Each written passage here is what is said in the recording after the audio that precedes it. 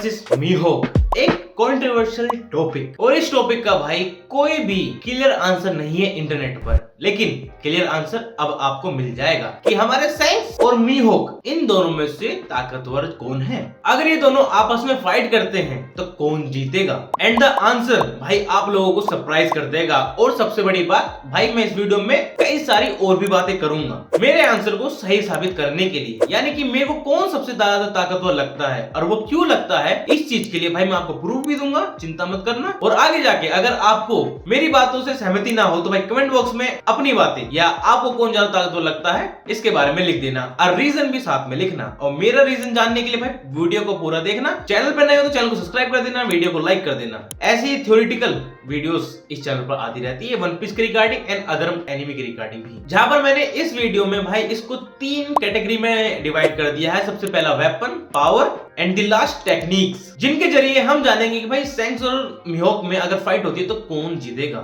वहीं इन दोनों कैरेक्टर के बारे में हम थोड़ा बहुत जान लेते हैं, जैसे कि सैंक्स। इसके ऊपर भाई मैंने डेडिकेटेड वीडियो बना रखी है, चेकआउट कर सकते हो। तो यहाँ पर मैं बस ओवरऑल ही जाऊंगा कि ये बंदा है कौन। सबसे पहले ये एक योंको है, यानी कि one of the emperor of the sea है ये। इसके पास स्ट्रॉन्गेस्ट क्रू है और इसके सारे क्रू मेंबर्स भाई सारे हाकी यूजर है, कोई भी डेविल फ्रूट यूजर नहीं है। ये चीज कंफर्म हो चुकी है थ्रू आउट मांगा। एंड हमारे सैंक्स के कनेक्शन सेलेक्शन ड्रैगन से भी है, क्योंकि ये चीज रिवील हो चुकी है रिसेंट के चैप्टर्स में कि भैया इसके पिताजी यानी पप्पा जी फिगरलैंड गार्फ हैं, जो कि एक गॉड नाइट है। एंड हमारे सैंक्स के पास है भाई स्ट्रॉन्गेस्ट पायरेट का टाइटल, मतलब अभी करंट के एरा में सैंक्स ही हमारा सबसे ज्यादा ताकतवर पायरेट है। And he is also by strongest influencer in One Piece era. इस लोंडे ने मरीन कोड वॉर रोक दी थी, सेनगोकू ने इसकी बात मानी थी, फाइव एल्डर से मिलने चला गया था। अब फाइव एल्डर और उसके बीच में क्या क्या बातें हुई थी उसके ऊपर पूरी थ्योरेटिकल वीडियो बना रखी है, उसको जाके चेकआउट कर सकते हो। And the man who I believe will become the main villain of One Piece, भाई मेरे को लगता है ये लोंडा वन पीस का मेन विलन निकलेगा। एंड भाई मैं इस भाई को सॉरी बोलना चाहता हूँ कि मेरी एक गलती के कारण मैंने उसको स्पॉइलर दे दिया ब्लैक क्लोवर मांगा के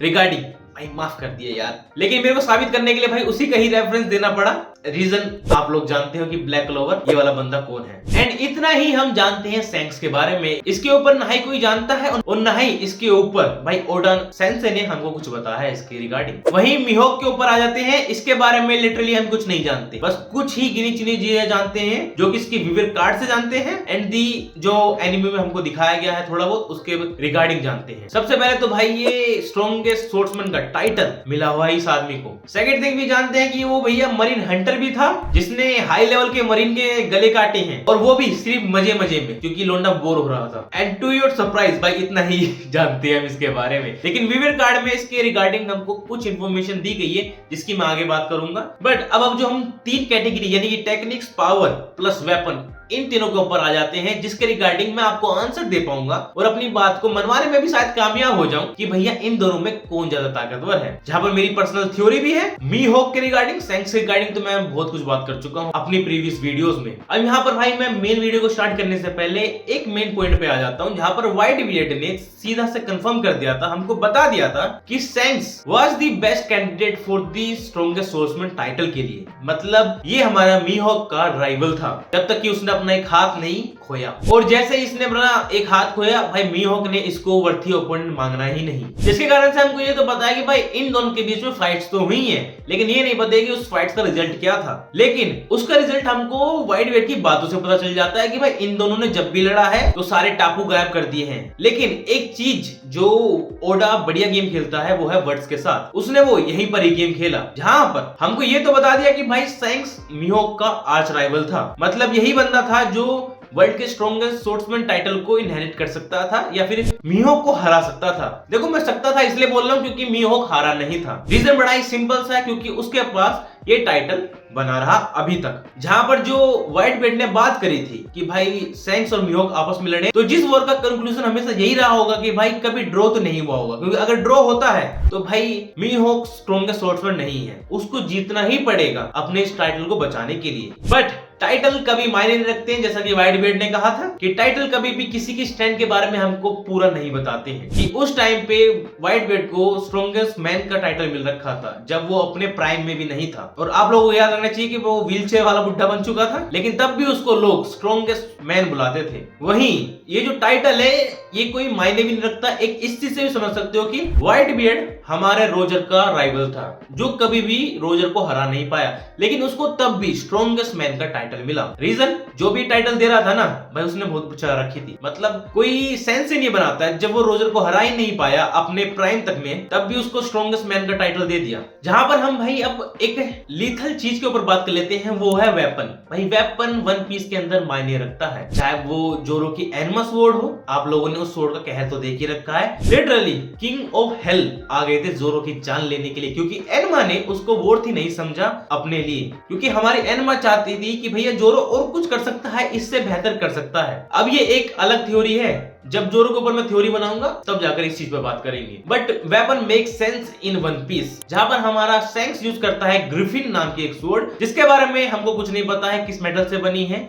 या फिर किस रैंक की है। बट एक थ्योरी की साजियो ओ सुवाजामे, भाई एक अलग ही लेवल का नाम है, लेकिन ये 12 ग्रेट स्वॉर्ड्स में से कोई एक स्वॉर्ड है, ऐसी एक थ्योरी है इंटरनेट पर। कंफर्म नहीं है, ओडा ने अभी तक इस चीज को कंफर्म नहीं करा है। लेकिन वहीं हमारे मीहोक की स्वॉर्ड ये पूरी कंफर्म है, ये 12 ग्रेट स्वॉर्ड में से फर्स्ट ग्रेट स्वॉर्ड है, जो कि अपीयर हुई थी वन पीस के अंदर, जो कि पूरी ऑल ब्लैक मेटल से बनी हुई है। और ऑल ब्लैक मेटल भाई कितना खतरनाक है, ये आप जोरो की स्वॉर्ड से पहचान सकते हो, जो कि उसको उसके एंसेस्टर से मिली थी। ऐसी भी एक थ्योरी है कि जो हमारा स्ट्रॉन्गेस्ट स्वॉर्ड्समैन है, ये जो भी नाम है इस बंदे का, यार जैपनीज नाम मेरे से नहीं बोले जाते, वो उसका ही एक रिलेटिव है। अब वेपन मैटर क्यों करते हैं भाई, सिंपल से समझ लो। योरो की मदद से हमारे मीहोक ने एक आइसबर्ग को मक्खन की तरह काट दिया था, वो भी नो नेम अटैक से। और भाई मेरी इस वीडियो की थ्योरी इसी चीज के ऊपर है, नो नेम अटैक। समझ जाओगे आगे जब बात करूंगा इस चीज के ऊपर। तो वेपन के रिगार्डिंग हम जानते हैं कि दोनों के पास हाई टायर के वेपन है। अब सैंक्स के वेपन के बारे में हमको ज्यादा इंफॉर्मेशन तो नहीं है, लेकिन भाई उसने व्हाइट बेड के सुप्रीम ग्रेड के वेपन के साथ क्लैश किया था, जिसमें उसके वेपन के साथ कुछ भी नहीं हुआ। तो दोनों को मीहोक और सैंक्स को भाई हम 1-1 पॉइंट तो दे ही सकते हैं, प्लस में यहाँ पर ड्रॉ करवा सकते हैं कि भाई वेपन के रिगार्डिंग दोनों के पास टॉप नॉच वेपन है। And then now comes the power. Power के मामले में आप लोग आर्ग्यू कर सकते हो मेरे से, बट भाई मैं यहाँ पर इन दोनों को सेम ही वैल्यू देता हूँ, क्योंकि भाई दोनों के पास सेम ही लेवल की चीजें हैं। लेकिन ओडा ने यहाँ पर साफ साफ मेंशन किया हुआ है कि भाई सैंक्स के पास वन पीस के अंदर सबसे बेडेस्ट हाकी है, but hockey doesn't make you powerful. अब यहाँ पर मुझे बहुत गालियां मिलने वाली है कि हाकी पावरफुल नहीं बनाती है। रीजन समझना, हाकी एक सपोर्टिव पावर है, यानी कि वो आपकी फाइटिंग स्टाइल को सपोर्ट करती है, नई फाइटिंग स्टाइल क्रिएट नहीं करती है। जिसके कारण से भाई जो हमारे सैंक्स है उसके पास सारी की सारी हाकी है, क्योंकि सिल्वर लेयरिंग ने उसको हाकी सिखाई है, जहां पर वो किसी की भी भाई ऑर्गेनाइजेशन हाकी को कट आउट कर सकता है अपनी हाकी से, यानी कि लोंडा फ्यूचर नहीं देख पाएगा। लेकिन भाई यहीं पर ही मैं आपको एक चीज बता देना चाहता हूँ, किसी भी स्वॉर्ड्समैन के सामने फ्यूचर काम ही नहीं करता। वैसे एक बात और क्लियर कर देता हूँ कि भाई हमारा मीहोक फ्यूचर साइड यूज कर सकता है, ऐसा हम मरीनफोर्ड आर्क में देख चुके। जब उस पर लूफी अटैक करने वाला था, तब उसने फ्यूचर में देख लिया था कि भाई कैसे अटैक होने वाला है, तभी उसने लूफी को उसकी मौत का मंजर दिखा दिया था, बेटा अटैक करेगा तो मारा जाएगा। एंड कॉन्करर हाकी कंफर्म है हमारे मीहोक के पास है, इसके वीवर कार्ड में लिखा हुआ है। अब वीवर कार्ड क्या होता है भाई, ये एक डाटाबेस है जो कैरेक्टर के बारे में बताता है। तो इस चीज के मामले में भाई मैं दोनों को 1-1 प्लस पॉइंट दे दूंगा, यानी कि दोनों आपस में टक्कर का मुकाबला करते हैं। तो भाई आप लोग सोच रहे हो यार जीता कौन, तो भाई यहीं पे तो बात आनी है टेक्निक्स, जो कि हमारा मेन पॉइंट है पूरे वन पीस के अंदर। चाहे वो स्वॉर्ड्समैन हो, पायरेट हो, मरीन हो, फर्क नहीं पड़ता है, फर्क पड़ता है कि उनके पास क्या टेक्निक्स हैं। जहां पर हम सैंक्स की टेक्निक देख चुके हैं, और हमेशा भाई पावर कम्स आफ्टर टेक्निक्स, मतलब आप पावरफुल तो बन जाओगे लाइक गार, लेकिन अगर आपके पास टेक्निक नहीं हुई उस पावर को यूटिलाइज करने के लिए, तो भाई वो पावर किसी भी काम की नहीं है। और भाई सैंक्स की पावर हम देख चुके हैं वन पीस के अंदर, वो व्हाइट बेड के साथ लड़ा है, बेशक से एक छोटा सा ही क्लास था, उसने किड की मां बहनी कर दी है, पूरे जहाज की वाट लगा दी, ये चीज हम देख चुके हैं। एंड भाई जितने भी एडमिरल्स हैं उनकी पैंट गीली करवा दी अपनी हाकी से ही। तो आप लोगों को सोचना होगा भाई तो फिर सैंक्स ज्यादा ताकतवर है ना, ना। अगर आप लोगों को याद हो तो हमारा वो लोग बनने से पहले मीहोक बाउंटी किलर था जो मरीन्स के गले काटता था, और जहां तक मुझे लगता है भाई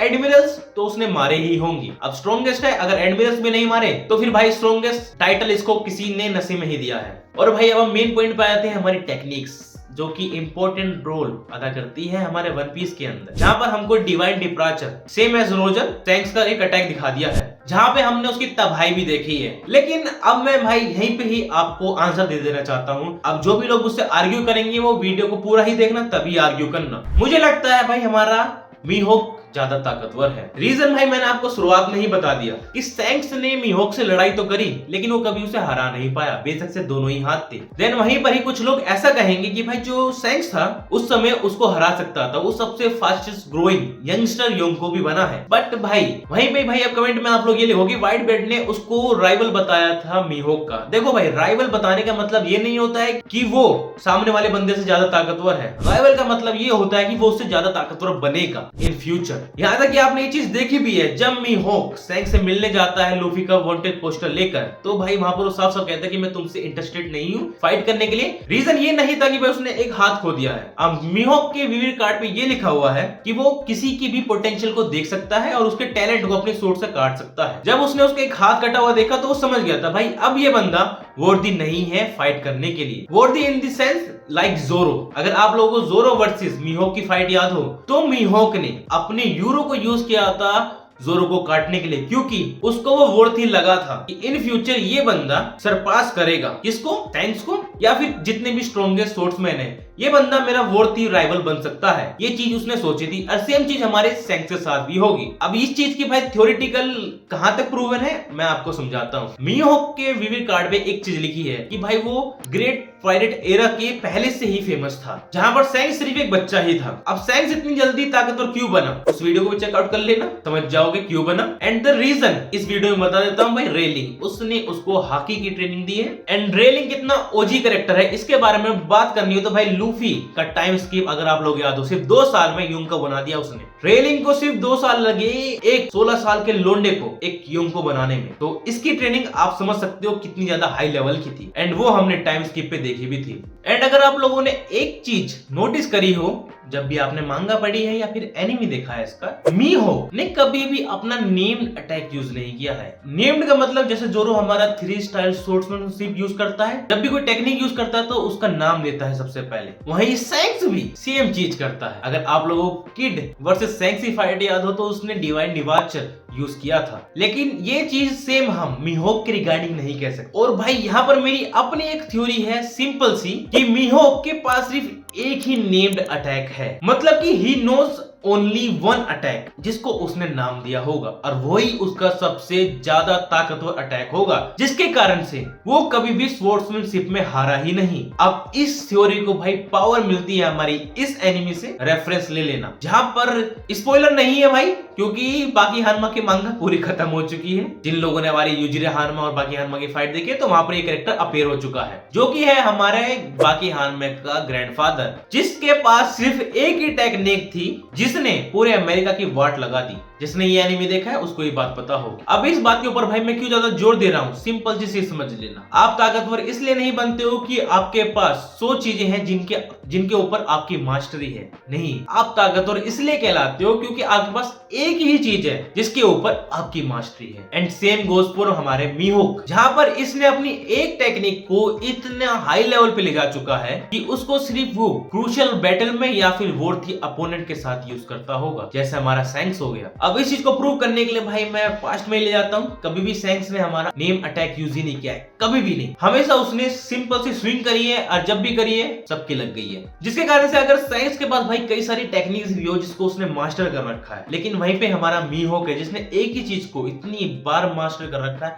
कोई सोच ही नहीं सकता है। और मीहोक की विवरी कार्ड में भाई एक चीज और लिखी हुई है कि भाई इसने बेजोड़ मेहनत करी है अपनी स्वॉर्ड्समैनशिप को पाने के लिए। स्वॉर्ड्समैन की लेवल में भाई ये सैंक्स को इजीली हरा दे। लेकिन अब वहीं पर आ जाते हैं भाई हमारे पावर के मामले में, जहां पर मुझको लगता है कि हमारा सैंक्स मेन विलन होने वाला है। वीडियो चेकआउट कर लेना, काफी अच्छी वीडियो है, जिसके कारण से ओडा फाइनल बॉस को वीक तो साबित नहीं होने देगा, क्योंकि जोरो को हमें पता है स्ट्रॉन्गेस्ट स्वॉर्ड्समैन बनना है। और सॉरी यार, इसके रिगार्डिंग एक थ्योरी है जो कि बिल्कुल ऑफ टॉपिक जाती है, मैं यहाँ नहीं बात करूंगा, उसके ऊपर प्रॉपर वीडियो बनाऊंगा। वो काफी हाई लेवल की चीज है यार, ये चीज हम मिस कर चुके हैं। लेकिन अब शायद जोरो का ड्रीम स्ट्रॉन्गेस्ट स्वॉर्ड्समैन नहीं रहा है। जिसको इस चीज के ऊपर भाई वीडियो चाहिए कमेंट में बता देना। एंड नाउ आप लोगों को आंसर तो मिल ही गया होगा कि मेरे को कौन लगता है कि भाई स्ट्रॉन्गेस्ट कौन है इन दोनों में इन द टर्म्स ऑफ स्वॉर्ड्समैनशिप। ठीक है भाई, स्वॉर्ड्समैनशिप में हमारा मीहोक सबसे ज्यादा ताकतवर है। एंड रिगार्डिंग पावर, अभी तक भाई मीहोक की थोड़ी सी भी पावर हमको दिखाई नहीं गई है, तो मैं पावर रैंकिंग आप लोगों के सामने पेश तो नहीं कर सकता हूं, लेकिन करंट टाइम में सैंक्स ज्यादा ताकतवर है, इन फ्यूचर कुछ भी हो सकता है। इसी के साथ वीडियो खत्म नहीं करते हैं, एक चीज पे और बात करते हैं जो कि है हमारे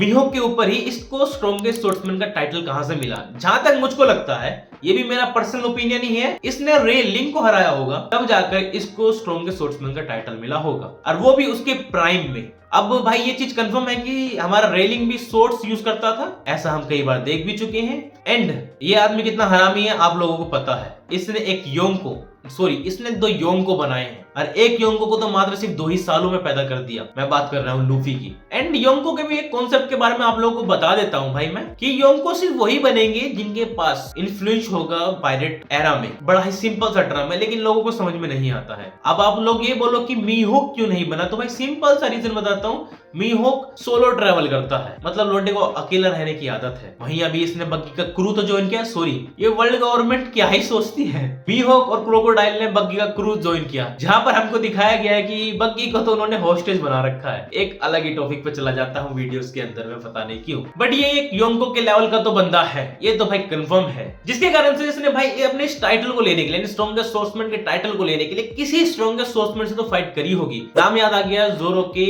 एंसेस्टर का, रियुमा। उससे भी हमारे शायद मीहोक ने फाइट करी हो थ्रिल पार्क में उसकी डेड बॉडी के साथ, लेकिन उसको इतना मजा ना आया हो। उसको समझ में आ गया भाई ये तो एक सोललेस ही वो है, इसके अंदर तो हमारे क्या नाम है इस कैरेक्टर का, ना बोल रहा हूँ लिख दूंगा, उसकी ही एक सोल है। बट मेरे ओपिनियन में रेलिंग ही वर्थी अपोनेंट है स्ट्रॉन्गेस्ट स्पोर्ट्समैन के टाइटल का, जो कि उसके पास रहा भी होगा। याद रखिए स्पोर्ट्समैन टाइटल आपको इसलिए नहीं मिलता है कि आप सोर्ड्स यूज करते हो, नहीं, आप स्पोर्ट्समैन हो इसलिए मिलता है। एंड वहीं पे लोगों का एक मिसकंसेप्शन है कि भाई रोजर भी हमारा एक स्पोर्ट्समैन था, भाई नहीं, उसको एक Haki user as a present किया है हमको वन पीस के अंदर। सोर्ड यूज करता था, ऐसे कई सारे लोग हैं जो सोर्ड यूज करते हैं, पर वो कभी स्पोर्ट्समैन नहीं कहलाते हैं। अब ऐसा तो नहीं है कि भाई मैं भी एक तलवार लूं और बाहर जाके हिलाना चालू कर दूं मैं भी स्पोर्ट्समैन बन जाऊं, नहीं ना, ऐसा नहीं हो। उसके लिए जैसे कि मीहोक की मेमोरी कार्ड में लिखा हो भाई उसने ट्रेनिंग करी है। And same goes for railing, भाई उसने भी ट्रेनिंग करी होगी, क्योंकि हमको रेलिंग कई बार डिफरेंट सोर्स के साथ दिखाया गया है। एंड ऐसा बंदा जब ही कर सकता है जब उसने डिफरेंट स्पोर्ट्समैनशिप सीखी हो या स्पोर्ट्समैनशिप यूज करी हो। और इसी के साथ वीडियो को यहीं पर ही खत्म करते हैं, और आप लोग मेरे थ्योरी से कितना रिलेट हो पाए और मेरा आंसर आपको कितना पसंद आया कि मीहोक ज्यादा ताकतवर है सैंक से। एंड हमारा सिल्वर रेलिंग के पास हमारा स्ट्रॉन्गेस्ट स्पोर्ट्समैन का टाइटल था। अगर सारी बातें रिलेट कर पाए हो तो भाई कमेंट बॉक्स में लिख देना आखिरकार क्यों, अगर नहीं तो भी कमेंट बॉक्स में लिख देना आखिरकार क्यों। चैनल पर नए हो तो सब्सक्राइब कर देना, वीडियो को लाइक कर देना। अगली वीडियो ड्रैगन के ऊपर होगी। Thank you for watching.